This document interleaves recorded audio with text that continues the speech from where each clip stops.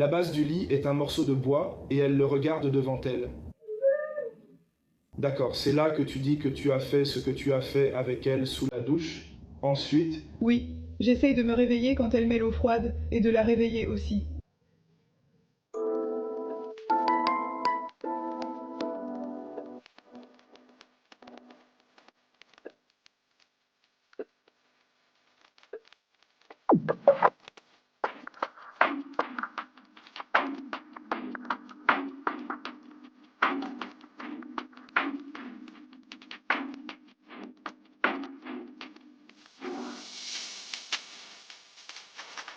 Bienvenue ou bon retour et merci d'être ici. Je suis Cassie et voici Un monde maléfique. L'histoire que j'ai pour vous aujourd'hui concerne une petite fille de 6 ans qui a disparu en Australie et sa mère ainsi que son beau-père semblaient dévastés. Mais il n'a pas fallu longtemps avant que la communauté commence à devenir extrêmement méfiante à leur égard. Ceci est l'histoire de Keisha Whippert.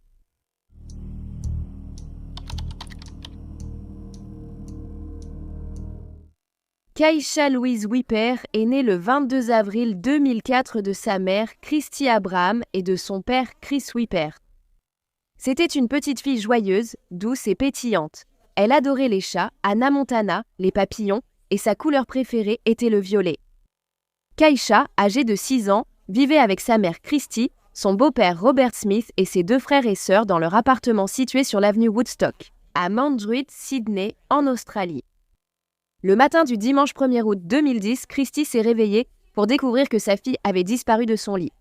La porte d'entrée de leur maison était entr'ouverte, sans signe d'effraction.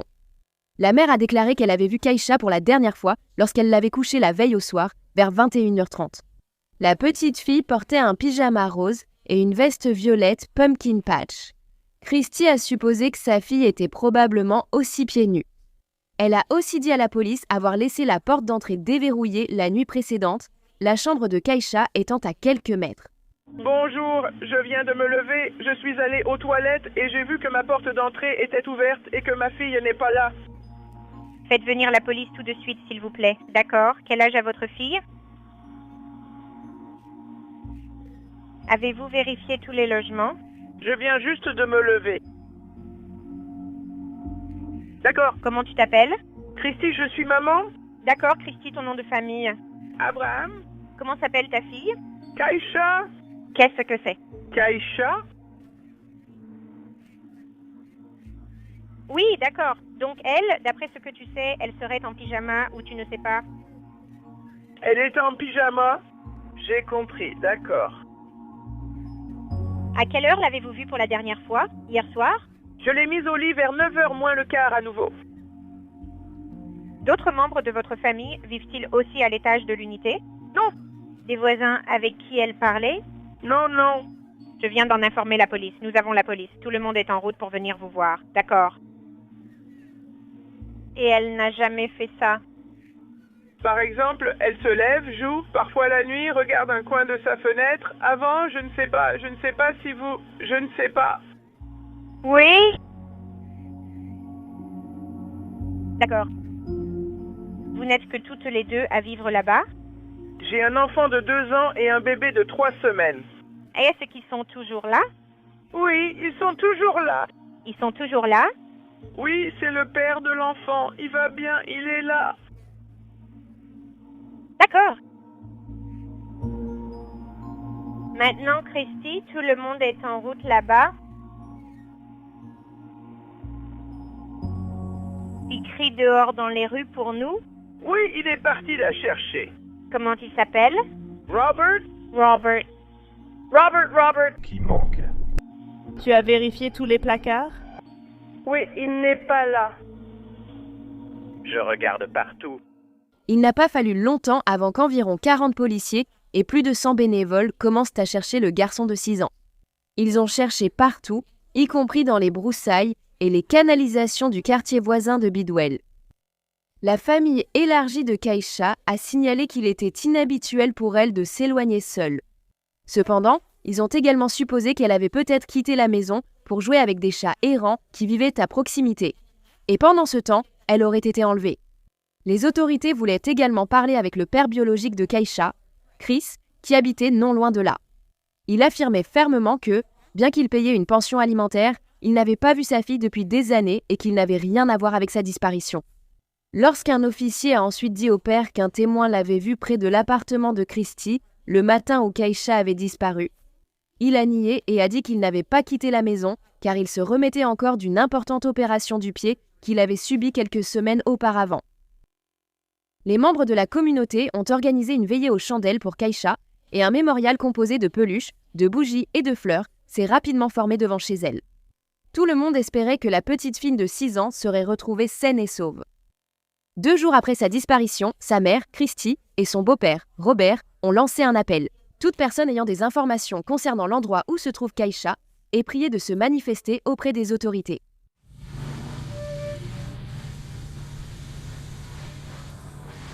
Si quelqu'un sait quelque chose ou a vu quoi que ce soit, qu'il se manifeste et contacte la police. C'est vraiment difficile.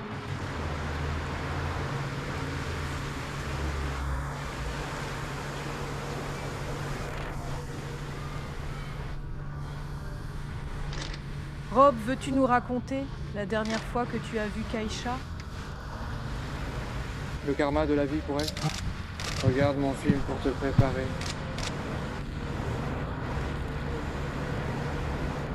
Il doit bien y avoir quelqu'un qui sait quelque chose. S'il vous plaît, manifestez-vous. Quelle est sa personnalité?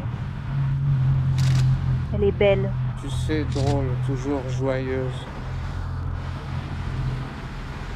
C'était dimanche que tu regardais le film? Le dernier film qu'on a regardé, c'était À la croisée des mondes, La boussole d'or. Comment se sont déroulées les 48 dernières heures? Toi et Christy. Glenn, pour Scribe Outspan? Je ne sais pas, ne te mets pas à ma place. Espérons juste qu'elle soit retrouvée le plus vite possible. C'est ça qu'on veut dire par en sécurité. Eh bien... À quel point c'est difficile pour toi? En ce moment, ça se passe comment? C'est chaque minute plus difficile. Rob, nous avons tous vu de si belles photos de ta petite fille. Peux-tu nous en dire un peu plus sur elle? Comment elle est, tu sais? Ce que vous aimez vraiment chez elle en tant que parent? Elle était toujours joyeuse, pétillante, tu sais, elle adorait jouer, comme n'importe quel enfant le ferait. Rob, as-tu la moindre idée de quelqu'un que tu pourrais connaître qui aurait pu prendre Christy? Parce que la famille y a évidemment beaucoup réfléchi. Est-ce que quelqu'un a la moindre idée? Je n'en ai aucune idée. Si j'avais la moindre idée, nous serions là-bas en train de chercher. La police a exprimé de l'espoir. Évidemment, tout le monde garde espoir et c'est une chose à laquelle il faut s'accrocher. Nous avons certainement commencé... Nous l'aimons tous et elle nous manque à tous. Et si elle peut entendre ou le dire, qu'elle essaie d'appeler ou de contacter la police. Nous voulons qu'elle revienne saine et sauve. Fais tout ce que tu peux pour, s'il te plaît, revenir à la maison. Ils avaient gardé ses cadeaux de Noël et jouaient dans une chambre d'amis, attendant son retour à la maison. Ils montraient même quelques cadeaux conservés depuis le mémorial de l'ancien appartement. Il n'a pas fallu longtemps avant que la police confirme que Christy et Robert étaient les seuls à avoir vu Keisha. Au cours des 3 semaines précédant sa disparition, le reste de sa famille ne l'avait pas vue depuis le 7 juillet. De plus, selon les voisins, la petite fille n'était pas allée à l'école depuis un certain temps. La raison pour laquelle Keisha n'était pas allée à l'école depuis un moment était que sa mère, Christy, venait tout juste d'avoir un nouveau bébé. Personnellement, je pense qu'un nouveau bébé serait une raison supplémentaire d'envoyer votre enfant aîné à l'école. Comme ça, vous n'êtes pas débordé à essayer de vous occuper des deux en même temps et vous pouvez passer du temps de qualité avec votre nouveau-né. Les semaines ont passé et Keisha n'avait toujours pas été retrouvée. Étrangement, sa mère, Christy, et son beau-père, Robert, ne participèrent pas aux recherches pour la retrouver. À cause de cela et du fait que Christy semblait continuer sa vie comme si de rien n'était, on la voyait faire du shopping et aller régulièrement se faire coiffer et faire les ongles. Les gens ont commencé à la critiquer. Mais même si beaucoup étaient extrêmement sceptiques envers la mère et le beau-père, les autorités n'avaient pas suffisamment de preuves pour démontrer qu'ils étaient impliqués dans la disparition de Keisha. Alors que l'enquête sur la localisation de Keisha se poursuivait, et que la pression publique contre Christy et Robert augmentait, le couple a déménagé dans un motel à proximité. Ils ont également commencé à demander à leur amie et voisine, Alison Anderson, de jouer le rôle de porte-parole, proclamant leur innocence. Dans une déclaration, Alison a dit que la famille souhaitait nier les récentes allégations dans les médias. La famille a encouragé le public à fournir toute information pouvant aider la police à retrouver Keisha, mais a demandé d'arrêter de faire des allégations sans fondement. La famille voulait être laissée tranquille pour gérer la situation. Alison aiderait aussi le couple à déménager. En entrant dans la chambre de Keisha, elle a remarqué qu'aucun objet n'appartenait à la petite fille. Toujours à cette période, Christy a trouvé un pull qui appartenait à sa fille et elle est devenue très bouleversée, a juré et l'a repoussé du pied. Puis, des mois après la disparition de la petite fille, la police a fait une annonce troublante. Le 31 janvier 2011, ils ont informé le public qu'ils pensaient que Keisha n'était plus en vie.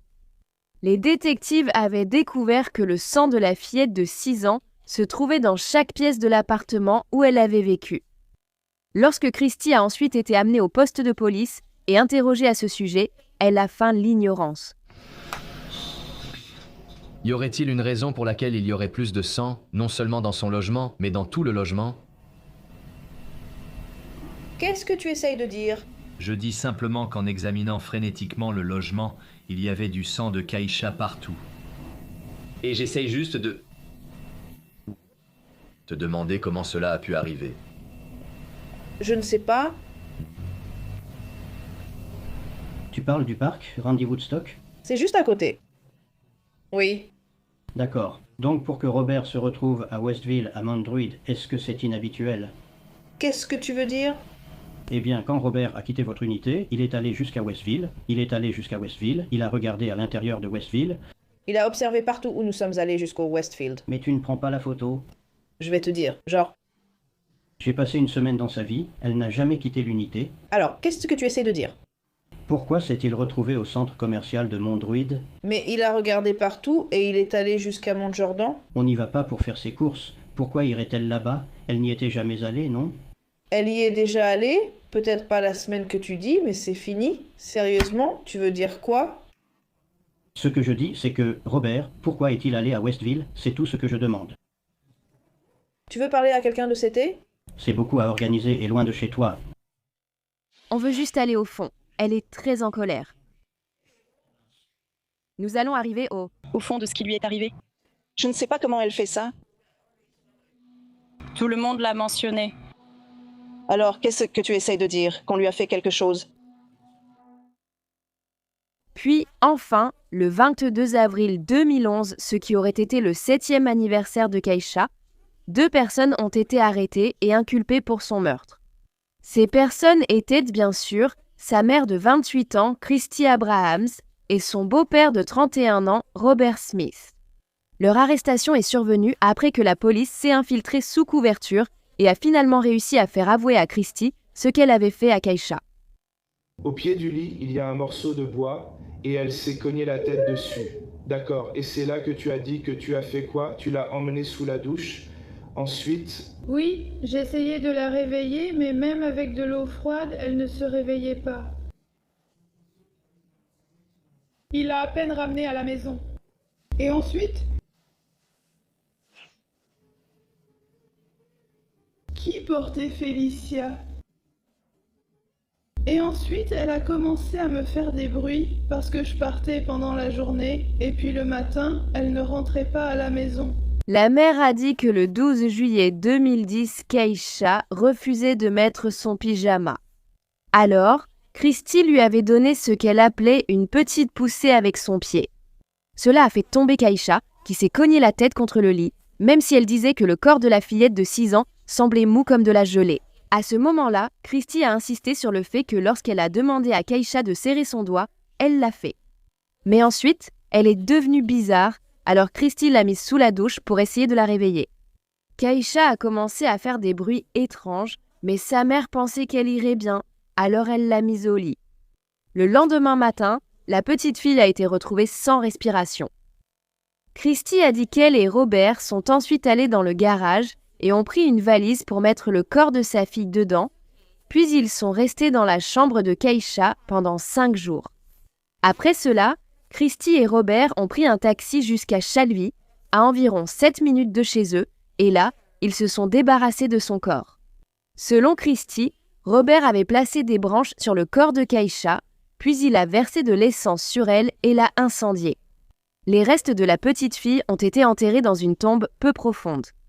Avant sa confession, Christy avait involontairement conduit les autorités à l'endroit où se trouvait Keisha lorsqu'elle s'est rendue sur les lieux le jour qui aurait été son 7e anniversaire.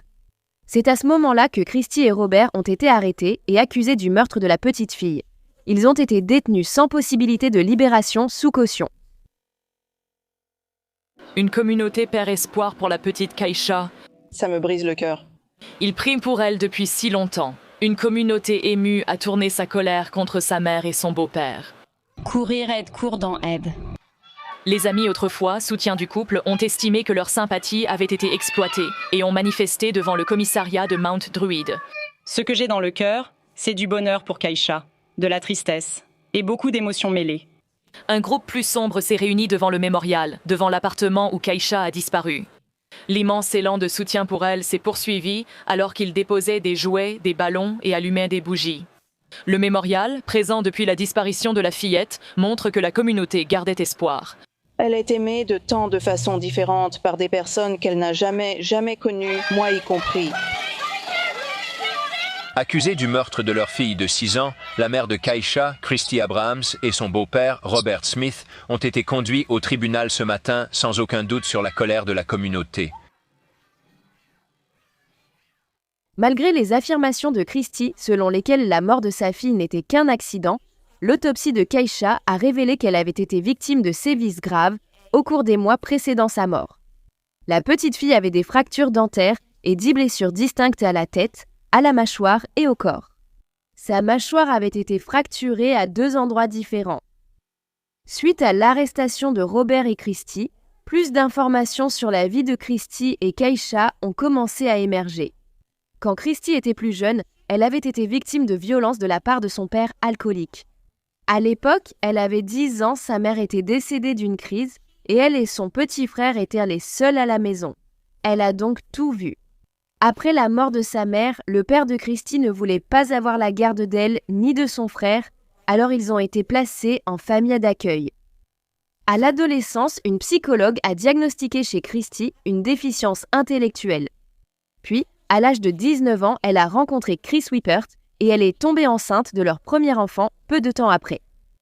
Chris disait que lors d'une dispute entre lui et Christy, il l'a retrouvée en train de se frapper le ventre alors qu'elle était enceinte. Elle a tout de même mené la grossesse à terme et a donné naissance au fils du couple, Hayden, peu de temps après sa naissance. Les services sociaux ont rendu visite au domicile, mais n'ont rien trouvé d'inquiétant. Cependant, après une nouvelle dispute entre Christy et Chris, les autorités ont été appelées. Chris a dit aux agents que Christy ne gérait pas bien la situation et qu'elle mélangeait ses médicaments. Elle avait jeté tous ses vêtements et son hystéréo du balcon. La nuit précédente, Christy avait aussi lancé une bougie allumée sur lui alors qu'elle tenait Hayden, ce qui a fait couler de la cire chaude partout, manquant de brûler le nouveau-né. Après cela, le père a dit que Christy était restée éveillée toute la nuit avec leur fils et qu'elle avait menacé de jeter le nourrisson du balcon. S'il ne cessait pas de pleurer et ne la laissait pas dormir, Chris semblait désespéré et il ne savait pas quoi faire. Lorsqu'un agent est ensuite allé parler à Christy, elle a refusé d'ouvrir la porte et de les laisser entrer. Mais après avoir parlé à une travailleuse des services communautaires, l'agent s'est senti rassuré qu'Hayden serait retiré de ses soins cette même nuit. Cela ne s'est cependant pas produit et seulement quelques semaines plus tard, le 22 mars 2003, Hayden, âgé de 6 semaines, est décédé. Selon la mère de Chris, son fils s'est précipité chez elle et a dit « Hayden est tout bleu, il est mort et il est froid ». Christy est là-haut, elle hurle encore et encore « Maman, je l'ai trouvé et il était sur le ventre ». L'autopsie d'Hayden n'a révélé aucun signe de maltraitance et la cause de son décès a été déterminée comme étant le syndrome de mort subite du nourrisson. Suite à l'arrestation de Christy pour le meurtre de Keisha, les autorités ont déclaré qu'elles allaient probablement réexaminer également la mort d'Hayden. Cependant, je n'ai pas pu trouver d'autres informations à ce sujet. Un peu plus d'1 an après la mort d'Aiden, Keisha est née alors qu'elle avait 15 mois. Christy et Chris se sont disputés une dernière fois et Christy l'a forcé à partir définitivement. Alors que le couple criait l'un sur l'autre, la mère s'est soudainement penchée et a attrapé sa fille par la gorge. Ensuite, elle a transporté la petite fille dans le salon de la même manière et l'a jetée sur le canapé. Lorsque Keisha est retournée en rampant vers Christy, celle-ci a réagi agressivement. Encore une fois. Elle a attrapé sa fille et a mordu la petite de 15 mois à l'épaule. Keisha s'est mise à hurler et Chris a appelé la police. Christy a été arrêtée puis condamnée, mais elle a reçu une obligation de bonne conduite de 12 mois. Le père de Keisha, Chris, avait initialement obtenu la garde de sa fille. Cependant, le département des services à la famille et à la communauté a finalement placé Keisha en famille d'accueil. En octobre 2006, Christy a de nouveau été arrêtée, cette fois pour des mandats d'arrêt en suspens pour conduite sans permis. 2 mois plus tard, après que la mère ait suivi une thérapie de gestion de la colère, Keisha lui a été rendue. Puis, alors que Keisha était à l'hôpital en novembre 2007 lors de la naissance de son petit frère ou de sa petite sœur, une infirmière a remarqué qu'elle avait des ecchymoses sur le visage. Elle l'a signalé et le lendemain, Keisha a été interrogée par une travailleuse des services à l'enfance. Sans la présence de sa mère tout le temps, Keisha portait un chapeau et détournait sans cesse son visage de l'assistante sociale. La petite fille a dit qu'elle ne se souvenait pas d'où venaient les bleus sur son visage. Mais lorsqu'une brûlure de cigarette a également été trouvée sur son corps, elle a dit que c'était sa mère qui l'avait causée. Quoi qu'il en soit, aucune autre mesure n'a été prise. Il y avait eu plusieurs signalements de la part de divers membres de la famille, voisins et amis, qui disaient que Keisha avait souvent des ecchymoses à différents endroits du corps. Et que Christy avait été vue en train de frapper sa fille et de lui crier des choses horribles à plusieurs reprises. On pense que les mauvais traitements infligés à Keisha s'étaient intensifiés au cours des 18 derniers mois de sa vie, 1 mois avant que Keisha ne soit tuée. En juin 2010, Christy a appelé son père, Rodney Jones, le même homme qui n'avait pas été un très bon père pour elle lorsqu'elle était plus jeune. Elle lui a dit qu'elle, je cite, ne pouvait plus supporter cette gamine. Christy a dit « J'en ai marre d'elle, je vais lui faire du mal, je vais la tuer ». La mère a affirmé qu'elle en avait marre que Keisha fasse caca et pipi dans son lit et, je cite, qu'elle foute la merde à l'école. En entendant cela, Rodney avait commencé à faire des préparatifs pour que sa petite fille vienne vivre avec lui. Mais apparemment, Christy avait retardé le déménagement prévu de Keisha de quelques semaines. La petite fille n'avait été à l'école que 4 fois dans sa courte vie et cela avait entraîné 7 visites différentes de la part des responsables de l'éducation. Cependant, Christy n'ouvrait jamais la porte pour eux. Et finalement, elle a appelé le ministère de l'Éducation et a dit qu'elle ne voulait personne qui se mêle de ses affaires. On l'a alors informé que le ministère engagerait des poursuites judiciaires. Comme la présence de Keisha à l'école était obligatoire, lors des rares fois où la petite fille s'y était rendue, ses enseignantes avaient remarqué des ecchymoses sur sa tête et son visage. Plusieurs personnes ont également déclaré que Keisha sursautait lorsque sa mère levait simplement la main de façon décontractée pendant une conversation. Il semblait que la fillette de 6 ans avait peur de sa mère. Apparemment, la raison de toute l'absence de Christy envers sa fille était que Keisha lui rappelait trop son père biologique, Chris. L'amie de Christy, Allison, a dit que la dernière fois qu'elle avait vu la fillette de 6 ans, c'était le 11 juillet Tissot. À ce moment, Keisha était dans la voiture tandis que Christy fumait dehors. Keisha a demandé à sa mère si elle pouvait sortir, ce à quoi Christy a répondu « Non, tu ne peux pas, ferme-la et reste assise dans la voiture ».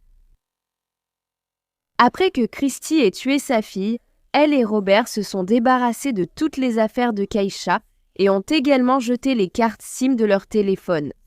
Ensuite, une fois que la petite fille a été signalée disparue, le couple est allé acheter de nombreux cadeaux et une affiche de la fée Clochette.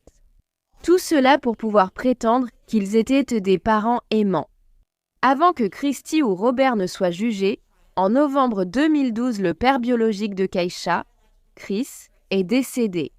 Il souffrait de plusieurs maladies, dont le diabète, et luttait contre une dépendance. En juillet 2013, Christy a finalement été jugée. exactement 3 ans après qu'Abrahams ait fourré le petit corps de Kaïcha dans une valise. Pour s'en débarrasser, elle est arrivée au tribunal, accueillie par des sons familiers.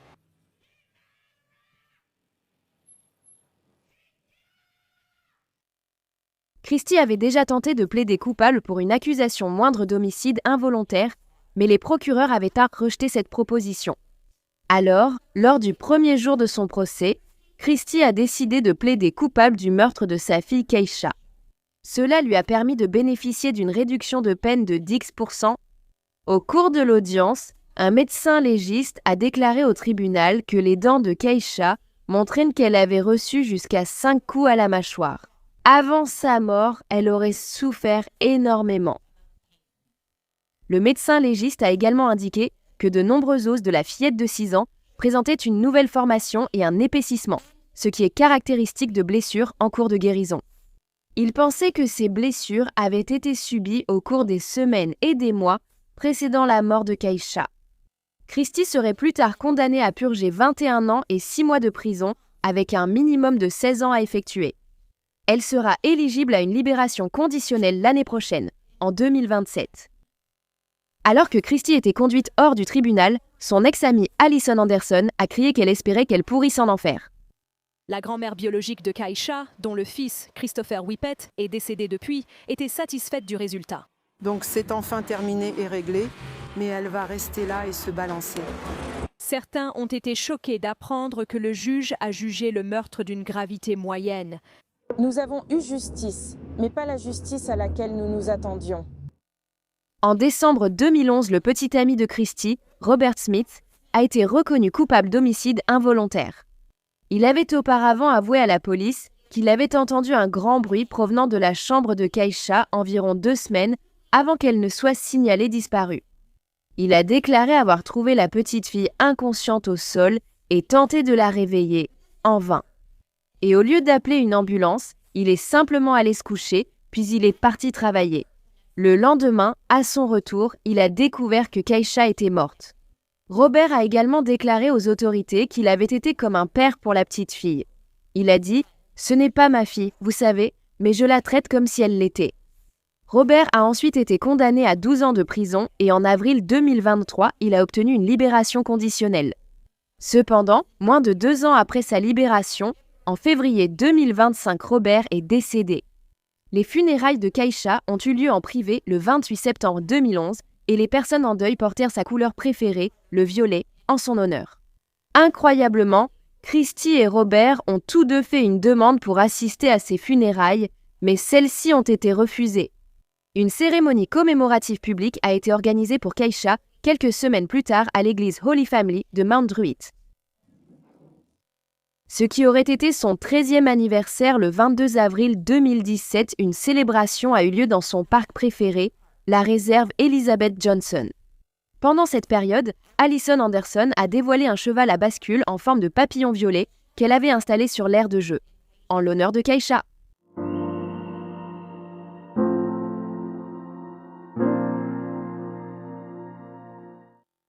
Merci d'avoir écouté l'histoire de Kaïcha aujourd'hui. Cette pauvre petite fille n'a jamais eu la chance de vivre une enfance heureuse. Elle vivait constamment dans la peur de sa mère cruelle, une chose qu'aucun enfant ne devrait jamais avoir à endurer. Qu'en pensez-vous? Si vous aimez les histoires criminelles et que vous voulez les entendre racontées par moi, n'oubliez pas d'appuyer sur le bouton s'abonner ci-dessous et d'activer les notifications aussi. Ainsi vous serez informé de chaque nouvelle vidéo, publiée au moins 2 fois par semaine. Merci d'avoir regardé Un Monde Maléfique. À la prochaine, prenez soin de vous, au revoir. Merci à tous les mécènes d'Un Monde Maléfique. Maintenant, il y a encore plus de contenu d'Un Monde Maléfique sur Patreon, alors allez voir sur patreon.com/Un Monde Maléfique ou utilisez l'application Patreon. Vous aurez accès à des vidéos exclusives chaque mois et bien plus encore. Tout soutien aide vraiment à s'assurer que les victimes ne soient jamais oubliées et à mettre en lumière les failles de la société liées à chaque affaire. Avez-vous une suggestion d'histoire que vous aimeriez que je traite? Si oui, envoyez-moi un email à awickedworld@gmail.com.